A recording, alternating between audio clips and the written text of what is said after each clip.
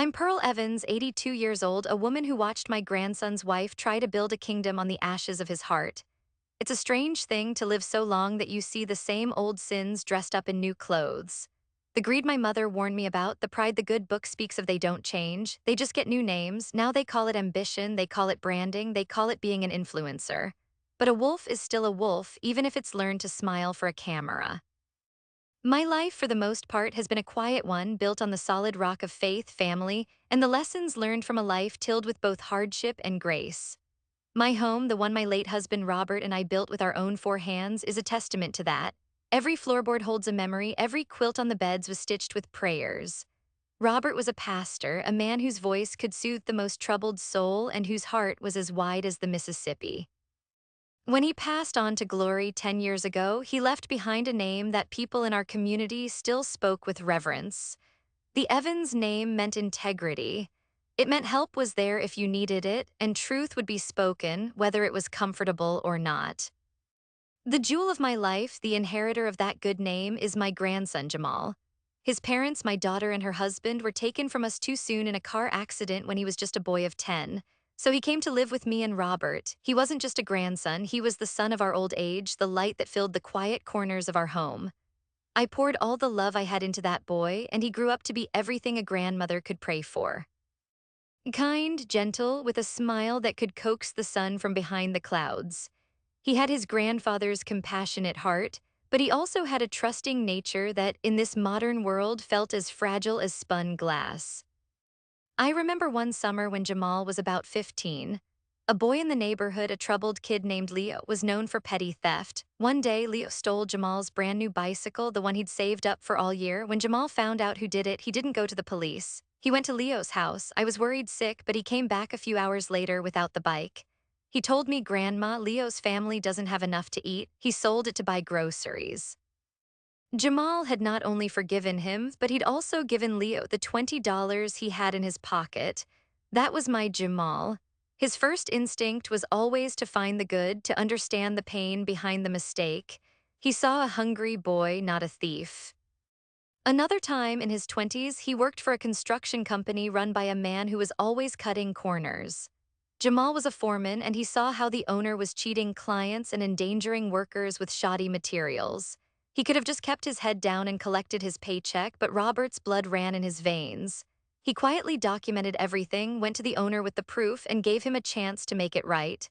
The man fired him on the spot.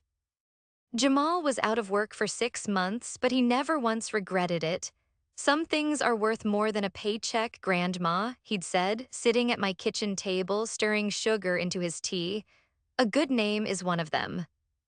It was this beautiful, trusting, honorable man who walked into my living room one Sunday afternoon with a woman clinging to his arm. He was beaming, his face lit up with a kind of joy I hadn't seen in a long time, and for a moment my heart soared for him. Then I looked at the woman. Her name was Tiffany Monroe. She was beautiful, there was no denying that. The kind of beauty that seems almost machine-made, perfectly sculpted, with not a hair out of place. She was dressed in clothes that cost more than my monthly pension, and her smile, though wide, never quite reached her eyes. Her eyes were like a hawk's. They didn't just look at you, they scanned, they assessed, they calculated. "Grandma," Jamal said, his voice thick with emotion, "this is Tiffany, the woman I'm going to marry." I stood up, smoothing the front of my church dress, and took her hand. It was cold, her grip surprisingly firm, like she was closing a business deal. "It's a pleasure to meet you, Tiffany. Any woman who makes my Jamal this happy is welcome in this home." The words were right, the Christian thing to say, but my spirit felt a chill. It was the same feeling I get just before a summer storm when the air goes still and a strange, greenish light filters through the trees. Something wicked was coming. As she looked around my living room, at the worn but well-loved furniture, at the faded photos of Robert and our family, her eyes weren't seeing a home. They were seeing a stage. And as I would soon learn, we were all just characters in a play she was writing, a play in which she was the only star. The engagement was a whirlwind. Tiffany wanted a big wedding, a showpiece, and she wanted it fast. Jamal, bless. His heart was so swept up in what he called her passion for life that he agreed to everything. I tried in my quiet way to be a part of it. I invited Tiffany over for lunch one afternoon, just the two of us. I thought if I could just sit with her, break bread with her, I might understand her. I might see what my Jamal saw. I made my famous fried chicken, collard greens with smoked turkey, and a sweet potato pie from a recipe that had been in my family for 100 years. It was the food of love, of community, of welcome. Tiffany arrived 30 minutes late, scrolling through her phone as she walked up the porch steps. She pecked a kiss in the air near my cheek and sat at the table, placing her phone face up beside her plate. "Oh, this is rustic," she said, looking at the meal. "Jamal told me you were an amazing cook, very traditional." The word traditional was spoken as if it were a synonym for obsolete.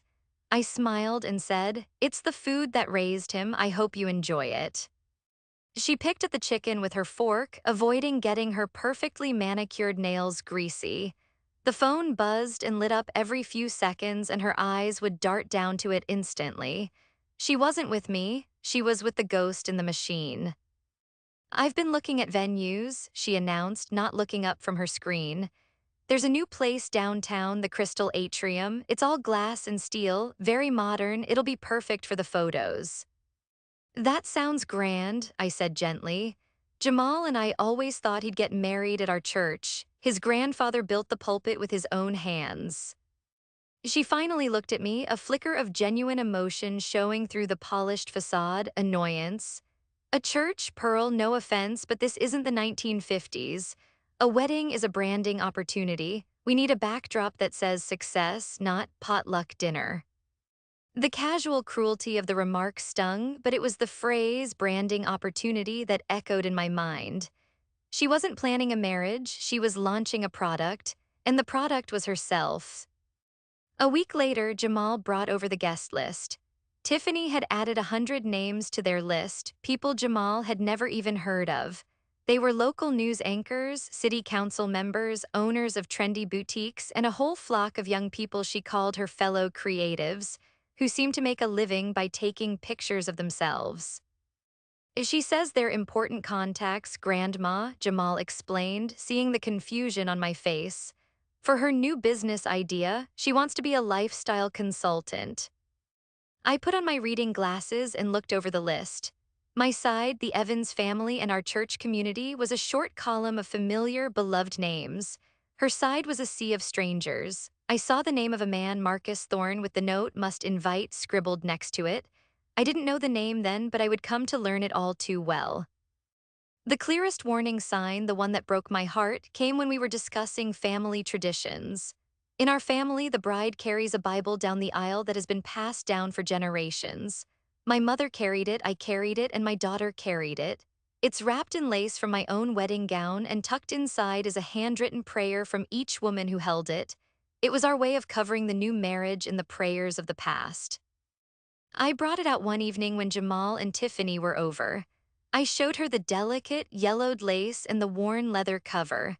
I explained its significance, my voice thick with emotion as I remembered my own wedding day with Robert. Tiffany took it from me, holding it as if it were a dirty dish rag. "That's a nice thought," she said, her smile thin and forced. "But it doesn't really go with my aesthetic. The dress is a minimalist Vera Wang. This old thing would just clash." She handed it back to me, her dismissal so complete it was like a slap in the face. I saw the hurt flash in Jamal's eyes, he saw it. "Tiff, that's really important to my grandma," he said, his voice soft. "And our wedding photos are important to our future, baby," she cooed, touching his cheek.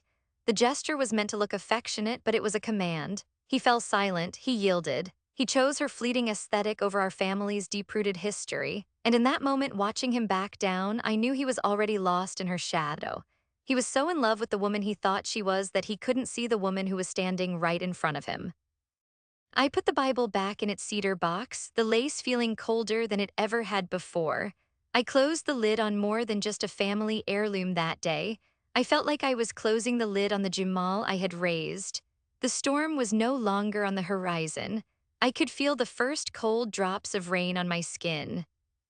The wedding was exactly what Tiffany wanted, a spectacle. It was held at the cold, impersonal Crystal Atrium, a place that felt more like a corpo rate headquarters than a house of love. I sat in the front row, wearing my Sunday best, feeling like a stranger at my own grandson's covenant. The vows they exchanged were ones Tiffany had written herself. They were full of poetic-sounding words about journeys and creativity and building an empire together, but they were hollow. There was no mention of sickness and health, of richer or poorer. There was no mention of God. It felt like a press release. After the ceremony, I watched Tiffany work the room. She wasn't a bride, she was a networker. She moved from one influential guest to another, her laughter a little too loud, her hand on Jamal's arm more for possession than affection. She introduced him not as her beloved husband, but as Jamal Evans. She was putting the name on him like a brand, and I realized with a sickening lurch that it wasn't my grandson she had married. It was his name, the Evans name. The name his grandfather had built into a pillar of the community. Within a month, the betrayal began in earnest. Tiffany launched her social media presence. Her handle was @TiffanyEvansLifestyle. She used our name, but she twisted its meaning into something unrecognizable. The Evans name, which had stood for humility, service, and faith, was now attached to photos of expensive handbags, overpriced cocktails, and Tiffany posing in revealing outfits. Her lifestyle consulting was nothing more than showing off. She used my home as a prop. She'd come over unannounced with a photographer in tow, not to visit me, but to use my garden as a quaint, rustic backdrop. She deposed with a cup of tea on my porch swing with a caption that read, "Connecting with my roots, family blessed vintage." She never asked my permission. She never stayed to talk. She just took what she needed, the aesthetic of a wholesome family life, and left. Jamal, at first, was her biggest supporter. "She's so driven, Grandma," he'd tell me, his eyes shining with a misguided pride. "She's building something from nothing." "Is she, child?" I asked gently one day. "Or is she building it on a foundation someone else laid, your grandfather's foundation?" He didn't want to hear it. He was working 2 jobs to support her dream, paying for the designer clothes she wore in her photos, funding the lavish brunches she hosted for other influencers. He was getting thinner, his smile more strained, but he defended her at every turn. The shift happened gradually, then all at once. As Tiffany's follower count grew, so did her contempt for the life that had given her a launching pad. She started making little jokes at Jamal's expense on her public platform. She posted a picture of his work boots by the door with the caption, "Somebody's gotta do the hard work so I can look this good, LOL." Thousands of strangers laughed at his expense. She called it humor, I called it poison. She convinced Jamal that they needed to move from their modest apartment into a sleek, modern condo downtown that they couldn't afford. "It's an investment in the brand, baby," she'd purred. So he sold the small parcel of land Robert had left him, the piece of earth he'd always said he would build his own family home on one day. He sold his future for her present. I watched my grandson, a man of pride and integrity, slowly shrink. He stopped talking about his own dreams. His world became centered on facilitating hers. He was the stagehand, the financier, and the prop in the Tiffany Evans show. The woman he loved was disappearing, being replaced by a digital ghost, and he kept loving the memory, refusing to see the cold reality. The first time I saw Marcus Thorne in person was at a charity gala Tiffany had dragged Jamal to. He was exactly as I'd pictured him, older, dripping with a predatory confidence, with eyes that undressed a woman's ambition, not her body. Tiffany lit up when he approached, leaving Jamal's side without a second thought.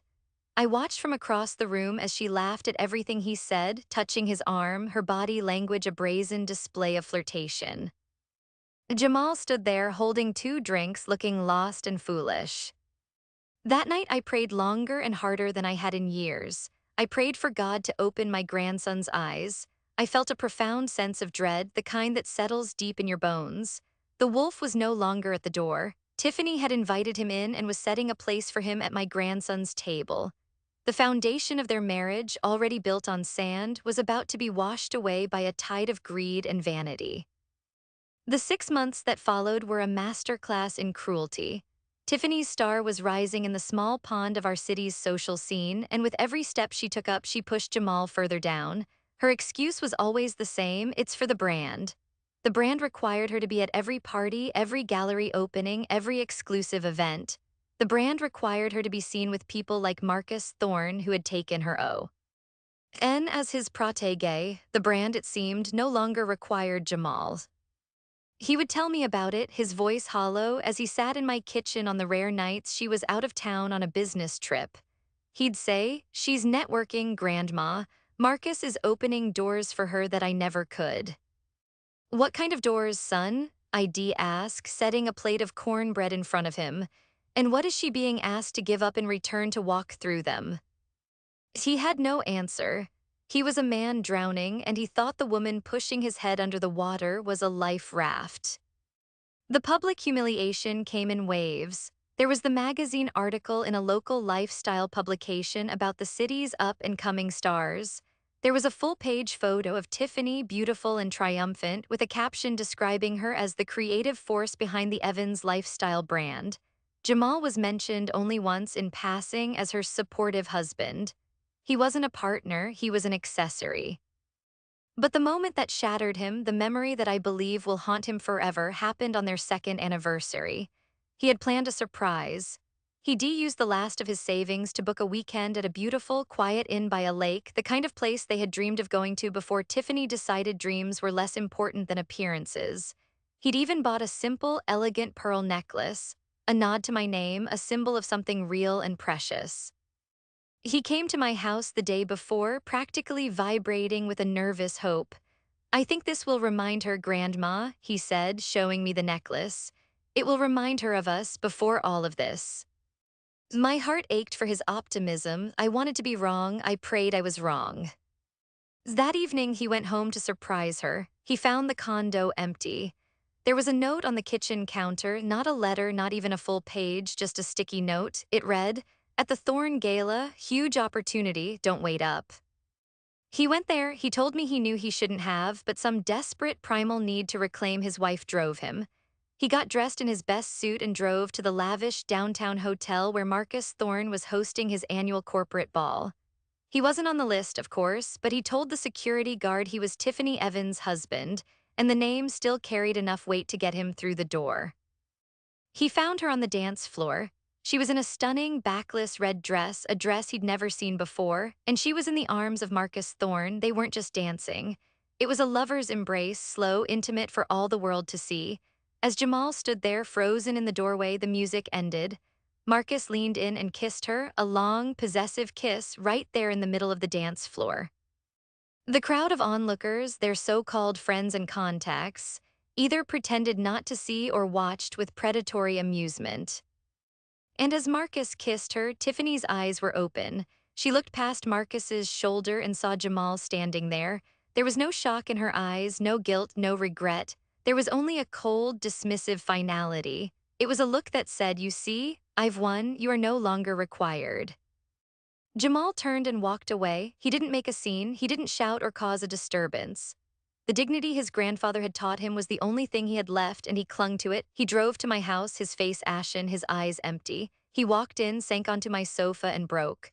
The sobs that racked his body were the sound of a man's soul tearing apart. He didn't have to say a word. I sat beside him, wrapped him in my arms, and let him cry until there were no tears left. The next morning, Tiffany made the official announcement on her social media. A professionally shot photo of her and Marcus Thorne clinking champagne glasses. The caption read, "To new beginnings, so excited to announce that my business partner Marcus Thorne and I are now life partners as well. Sometimes, to grow, you have to let go of what was holding you back." She hadn't just left him, she had branded him as a dead weight. She had humiliated him in front of her tens of thousands of followers, in front of our entire community. She had taken his love, his money, his name, and his dignity, and when she was done with them, she had thrown them away like garbage. The storm had passed, and it had left my grandson's life in ruins. In the days that followed, my house became a sanctuary. Jamal couldn't bear to be in the cold, empty condo that smelled of her perfume and his broken dreams, so he came home. He slept in his childhood bed, the one with the carved wooden headboard that Robert had made for him. For the first week, he barely spoke. He was a ghost haunting the hallways of his own past, his eyes vacant, his shoulders slumped under an invisible weight. The world, of course, kept turning. Phones buzzed with notifications of Tiffany's new glamorous life. Friends and family called, some offering sympathy. Why others hungry for gossip? I fielded the calls with a polite but firm grace. Jamal is resting, I'd say. He's with family. We appreciate your prayers. I was a wall protecting the fragile, broken man inside. My heart was a stone in my chest. To see my vibrant, loving grandson reduced to this shell was a pain deeper than any I had known since I buried my Robert.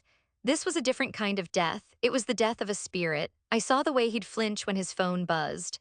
I saw him staring at the wall for hours, replaying every moment, every lie, every little cut that had led to this gaping wound. I knew that platitudes and sermons wouldn't heal him. This kind of hurt needed more than words.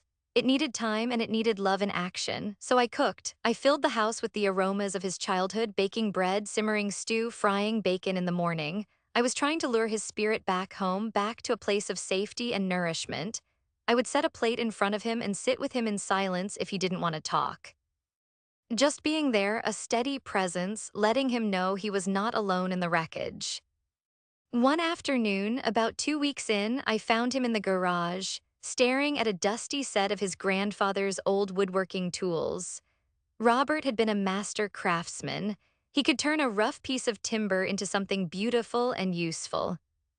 He used to say that wood has a spirit, I said softly, coming to stand beside him. He believed you didn't tell the wood what to become, you listened to it. You looked at the grain, at the knots, at the imperfections, and you worked with them to bring out the beauty that was already there. Jamal ran a hand over the worn handle of a wood plane. He tried to teach me, he whispered, his voice raspy, but I was never patient enough.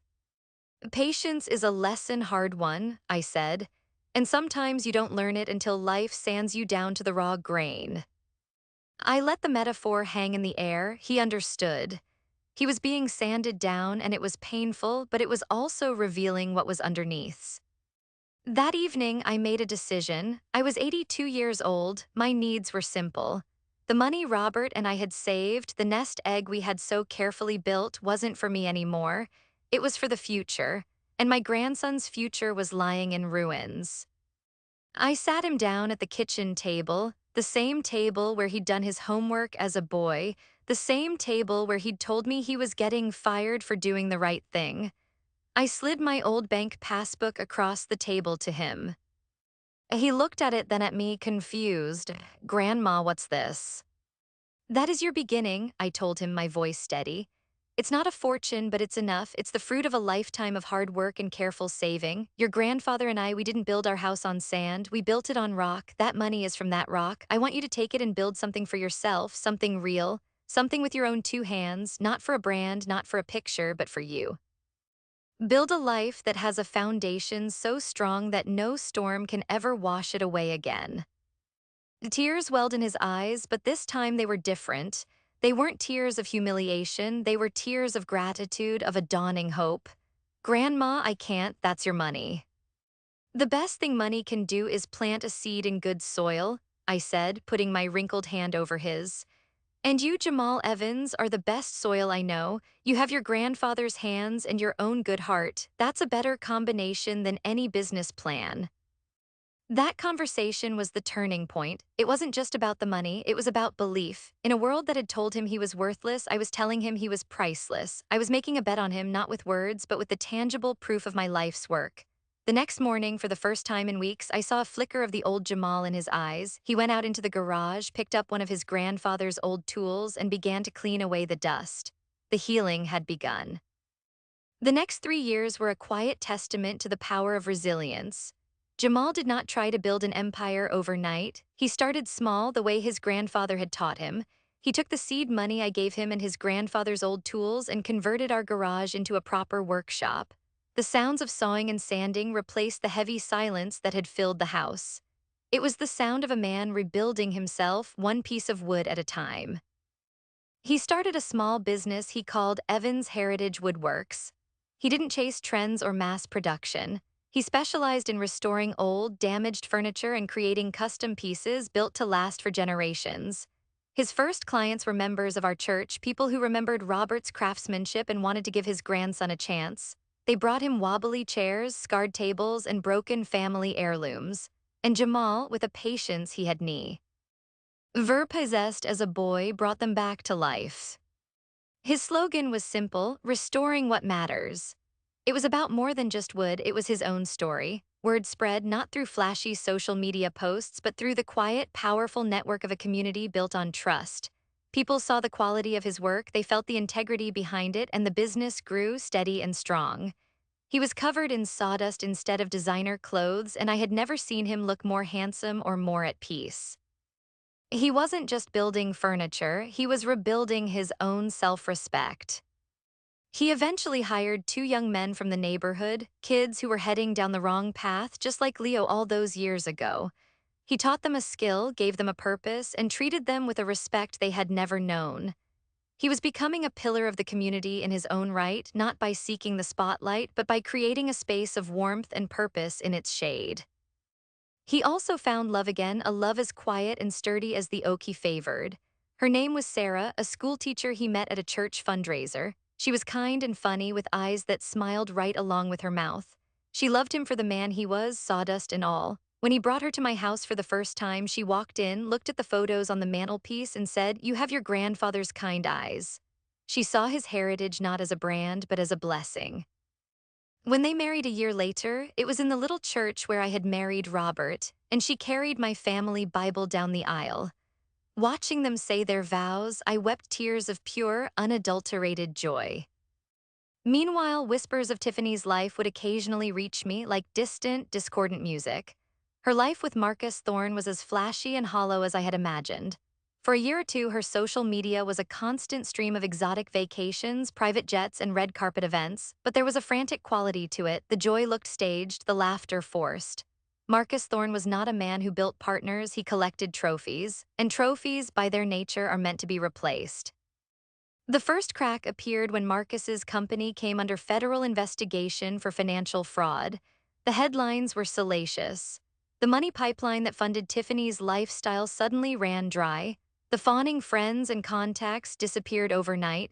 Her social media posts became less frequent, more defensive. The glamorous vacation photos were replaced by angry tirades about haters and fake news. The final blow came about 6 months later. A younger, newer influencer posted a photo of herself with Marcus Thorne on a yacht in the Mediterranean. The caption was sickeningly familiar: "To new beginnings." He had discarded Tiffany as easily as he had acquired her, leaving her with nothing but a tarnished reputation and a mountain of debt from the lifestyle she could no longer afford. Her brand, built on the sand of another man's money, had been washed away by the first real storm. Her fame, so desperately sought, proved to be a fleeting mirage. She had flown close to the sun on borrowed wings, and now she was in a free fall. I felt no joy in her downfall, only a profound and weary sadness. It was all such a waste. It was a rainy Tuesday in November when the past came knocking at my door. I was in the kitchen, helping Sarah ice a cake for Jamal's 33rd birthday. The sound of happy laughter from the workshop in the back filled my home with a warmth that defied the dreary weather outside. The doorbell rang, a jarring sound in our peaceful afternoon. I wiped my hands on my apron and went to the door. I looked through the peephole and my breath caught in my throat. It was Tiffany. But it was a Tiffany I barely recognized. The flawless, sculpted beauty was gone. She was rail-thin, her expensive-looking coat worn and slightly frayed. Her hair was a mess, and her face, stripped of its camera-ready makeup, was pale and tear-streaked. The hawk-like confidence in her eyes had been replaced by a desperate, hunted look.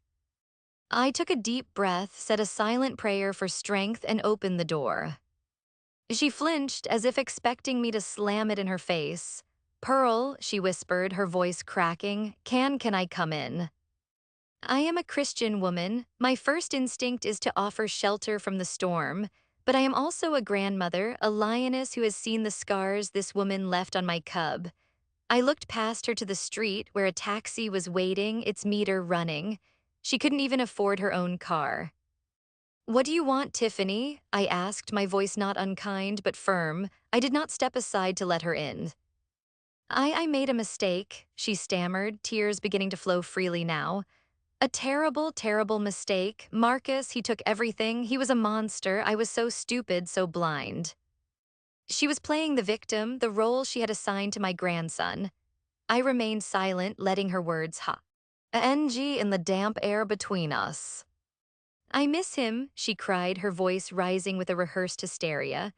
I miss Jamal. I never stopped loving him, not really. I was just lost. Please, Pearl, you have to tell him I'm sorry. I know he's still here. I just want to talk to him. I want to ask for his forgiveness. I want my husband back. The audacity of it, to still call him her husband, to believe she could just walk back into the life she had torched to the ground. The old me, the me from before this ordeal, might have felt a stir of pity. But I had watched my grandson crawl through the ashes of her fire, and I would not let her stand on the new life he had built from them. From the back of the house, I heard Sarah's laugh, clear and genuine, followed by Jamal's deeper, happy rumble. It was the sound of real joy. I looked Tiffany dead in the eye. No, I said. The word was quiet, but it had the force of a thunderclap. It stopped her tears cold. What? She blinked. No, I repeated. You will not speak to him. You will not ask for his forgiveness. You will not bring your storm into this house. This is a place of peace, a place you forfeited any right to long ago. But you're a woman of God, she sputtered, reaching for a new tactic. The Bible teaches forgiveness. The Bible does teach forgiveness, child, I said, my voice as calm as a still lake. And I pray that God forgives you for what you did. I pray that you find a way to forgive yourself, and I know in my heart that Jamal has already forgiven you. He let go of the hate long ago because he is a good man. I paused, letting the truth settle. But forgiveness is not the same as reconciliation.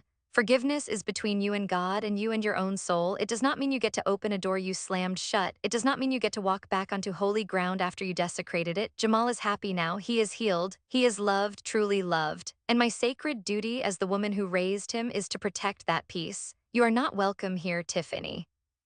She stared at me, her face a mask of disbelief.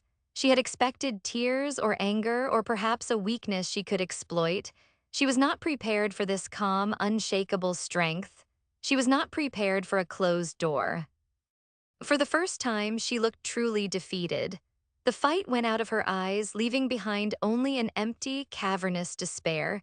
She had nowhere else to go. She had burned every bridge, and now she was standing on the wrong side of the last one. I didn't hate her. In that moment, I felt a sliver of the pity she so desperately wanted me to feel. But it was the pity one feels for a self-inflicted wound. The taxi is waiting, I said softly. She turned without another word, a broken silhouette against the gray, rainy backdrop, and walked back to the cab.